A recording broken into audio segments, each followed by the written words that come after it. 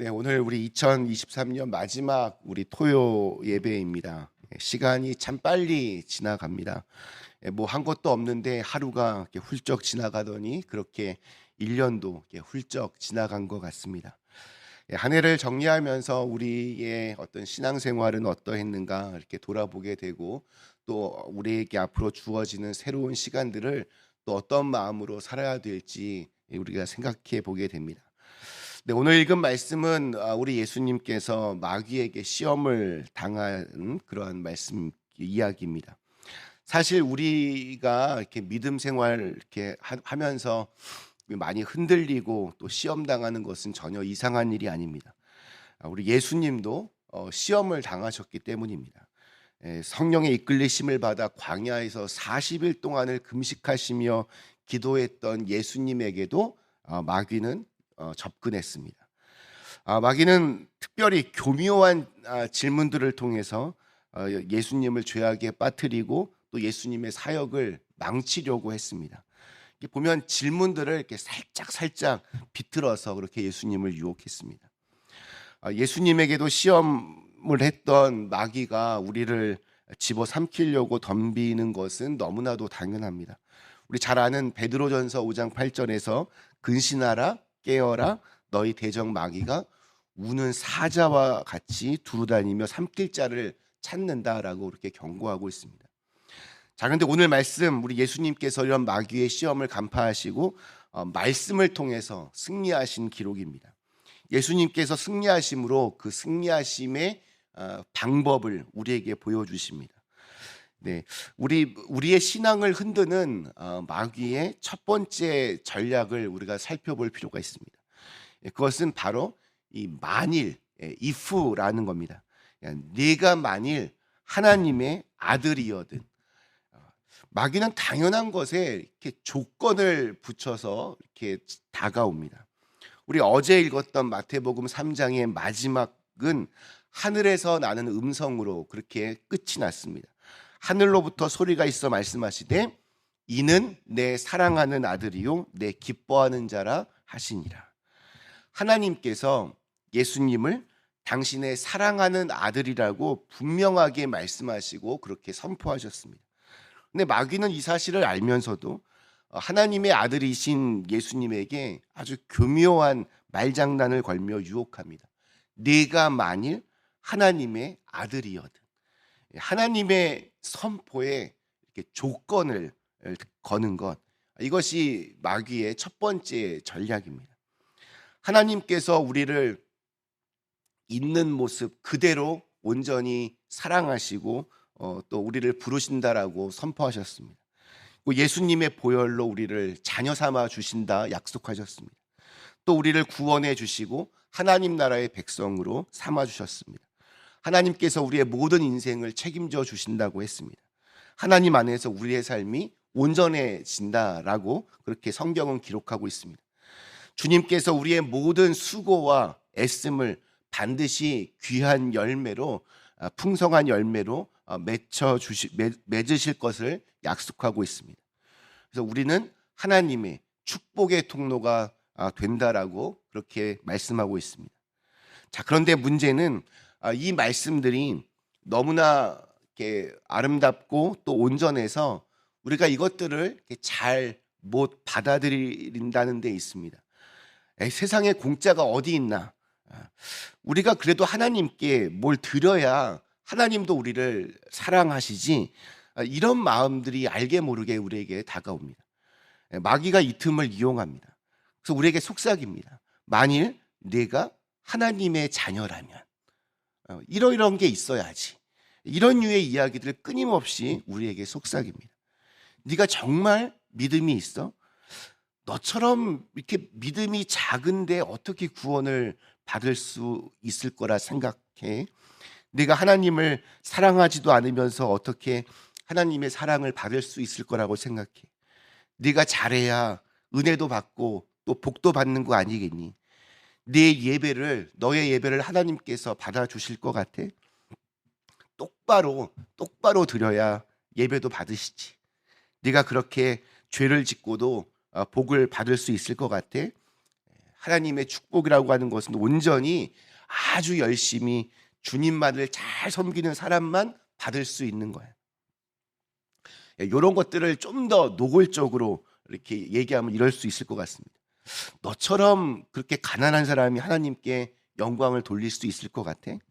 너처럼 못 배운 사람이 하나님을 섬긴다고? 네 모습을 좀 봐. 교회에도 또 하나님께도 덕이 안 되잖아. 이런 이야기들을 끊임없이 우리 마음 가운데 이렇게 불어넣는 겁니다. 우리 한때 이제 교회에서 간증들이 이렇게 넘쳐나던 시기가 있었습니다. 하나님을 잘 믿었더니 이런 복을 받았다. 은혜를 입고 크게 성공했다. 돈을 아주 많이 벌게 되었다. 열심히 하나님을 잘 믿고 성공한 사람들이 아주 물밀듯이 소개되었습니다. 근데 이것들이 또 이렇게 뒤집어 보면, 거꾸로 보면 사람들을 이렇게 낙심하게 만들기도 하였습니다. 돈도 못 벌고 성공도 못하고 여러 가지 어려움들을 겪고 아픔을 겪게 된 사람들은 하나님께서 나를 사랑하시지 않는 건가? 이런 질문에 빠지기도 했고 또 내 신앙이 너무 부족해서 그런 건가? 이렇게 자책하기도 했습니다. 마귀가 만일 네가 하나님의 자녀라면 마땅히 이러한 모습들이 있어야지 하는 이야기들은 거꾸로 뒤집어 보면 네가 이러한 모습이 없다면 하나님의 자녀가 아니다. 이렇게 말하는 것과 마찬가지입니다. 마귀는 예수님께 다가와서 말했습니다. 네가 하나님의 아들이거든 돌을 떡으로 만들어 봐라. 네 생존을 위해서 내 능력을 발휘해 보아라. 유혹합니다. 또 말합니다. 네가 하나님의 아들이거든 성전 꼭대기에서 뛰어내려 보아라. 하나님께서 너를 위해 기적을 베풀어 주실 것이다. 유혹을 합니다. 하나님께서는 예수님을 이미 나의 사랑하는 아들이라고 선포하셨고 사랑한다 말씀하셨는데 마귀는 그것을 마치 능력과 기적이 드러나야 그래야 증명되는 것이냐 그렇게 말하고 있는 것입니다. 예수님께서는 이러한 마귀에게 선포하셨습니다. 사람이 떡으로만 사는 것이 아니요 하나님의 말씀으로 사는 것이다. 하나님이 우리를 사랑하시는 증거는 떡에 있는 것이 아니라 하나님의 말씀에 있습니다. 또 마귀에게 선포하셨습니다. 기록되었을 때 내 주 하나님을 시험하지 말라. 하나님의 사랑은 우리의 삶 속에서 뭔가 이렇게 증명되어야 되는 것이 아니라 우리의 믿음으로 받아들이면 되는 겁니다. 주님의 무조건적인 사랑을 믿고 받아들이는 것. 그것이 우리를 흔드는 마귀를 이겨내는 근본적인 힘이 됩니다. 우리 마귀가 예수님을 세 가지 것으로 시험한 거 참 유명합니다. 첫 번째는 육체적 욕망을 이용한 시험이었습니다. 40일 동안 금식하신 후에 시작되었다는 것이 중요합니다. 그야말로 극도의 배고픔을 느끼고 계시던 예수님을 향해서 이 돌을 떡으로 만들라라고 유혹했습니다. 사탄은 예수님을 유혹하기 위하여 굶주림이라고 하는 우리 인간의 아주 근원적인 육체적인 욕망을 이용했습니다. 이에 예수님은 마귀와 불필요한 대화를 하지 않으시고 오직 기록된 성경 말씀으로만 시험을 물리셨습니다. 사람이 떡으로만 살 것이 아니요 하나님의 입으로부터 나오는 모든 말씀으로 살 것이라 하였느니라. 우리들도 사탄의 유혹을 물리치고 영적으로 승리하기 위해서는 우리들의 어떤 섣부른 생각이나 경험 등에 의지할 것이 아니라 예수님처럼 하나님의 말씀으로 물리쳐야 합니다. 인간은 떡으로만 살 수 없습니다. 그 이상의 것이 늘 필요합니다. 하나님의 말씀, 즉 영혼의 양식을 먹어야만 참된 인생을 살아갈 수 있습니다. 두 번째로 사탄은 하나님의 말씀을 적당히 이렇게 왜곡하며 시험했습니다. 예수님을 성전 꼭대기에 세웠습니다. 그곳에서 떨어지면 천사들이 너를 다치지 않도록 이렇게 받들어 줄 것이다. 이렇게 유혹했습니다. 첫 번째 시험에서 예수님이 하나님의 말씀으로 이렇게 응수하자 자기도 곧 그 흉내를 내면서 성경 말씀, 시편 91편 11절과 12절의 말씀을 적당히 이렇게 버물어서 이렇게 시험을 했습니다. 하나님의 말씀을 인용한다고 해서 다 복음 전도자가 아니며 의인이 아닙니다. 이단들이나 사꾼들이 하나님의 말씀을 더 교묘하게 이용해서 굉장히 선한 것처럼 그렇게 위장할 수 있습니다. 마귀는 성도의 약점을 건드려서 그를 이렇게 넘어가게 할 뿐만이 아니라 우리들의 최고의 장점까지도 부추겨서 교만에 빠뜨려 그를 넘어뜨리려고 합니다. 우리의 강함이나 약함으로 교만하거나 열등하지 않도록 항상 주님의 말씀을 주야로 묵상함으로 이 악인들의 꾀에 대응하며 살아갈 지혜가 필요합니다. 마지막 시험은 높은 곳에 예수님을 데리고 가서 나에게 엎드려 경배하면 이 모든 것을 다 너에게 주겠다. 그렇게 유혹을 합니다. 높은 곳에 올라가면 올라갈수록 더 큰 세계가 더 많이 보입니다. 눈 한 번 딱 감고 마귀를 경배하면 상상을 초월한 부와 권력을 손에 쥘 수 있습니다. 그러나 오직 경배의 대상은 우리가 엎드려서 절할 그 대상은 하나님 한 분밖에 없습니다. 예수님은 주 너의 하나님께 경배하고 다만 그를 섬기라라는 말씀으로 마귀의 시험을 이깁니다. 예수님이 당한 이 세 가지의 시험은 오늘도 이 땅의 모든 성도가 경험하는 유혹이기도 합니다. 예수님을 시험한 것처럼 육체적으로 정신적으로 그 우리가 가지고 있는 약점들을 이용하여 하나님의 뜻에서 벗어나도록 그렇게 우리를 유혹합니다. 그 세상의 영광을 믿기로 하나님을 떠나 자신을 섬기도록 그렇게 유혹합니다. 근데 예수님은 이 모든 시험들을 다 말씀으로 물리치십니다.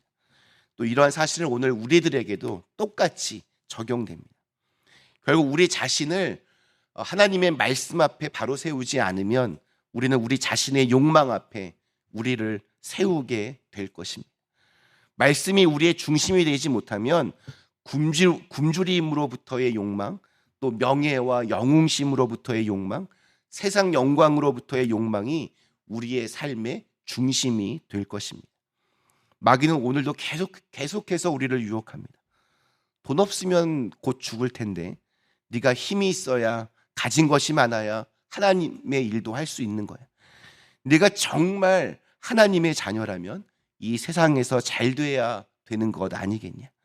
네가 정말 구원받은 하나님의 자녀라면 네 삶이 뭔가 더 나아져야 되는 거 아니냐. 계속해서 우리의 신앙을 흔들며 눈에 보이는 어떤 증거를 자꾸 요구합니다. 정신 바짝 차리지 않으면, 영적으로 깨어있지 않으면 우리는 마귀의 시험에 넘어갈 수밖에 없습니다. 시험에 넘어가는 순간 불안과 두려움이 밀려오고 나와 함께 하시는 하나님이 보이지를 않습니다. 오늘 우리에게 주신 하루, 세상 흔들리고 또 사람들 변하여도 흔들리지 아니하는 믿음, 그런 믿음을 가지고 변치 않는 주님의 말씀을 붙잡고 시험을 이기는 우리 하나님의 자녀들 다 되시기를 주님의 이름으로 간절히 축원합니다. 잠시 함께 기도하시겠습니다.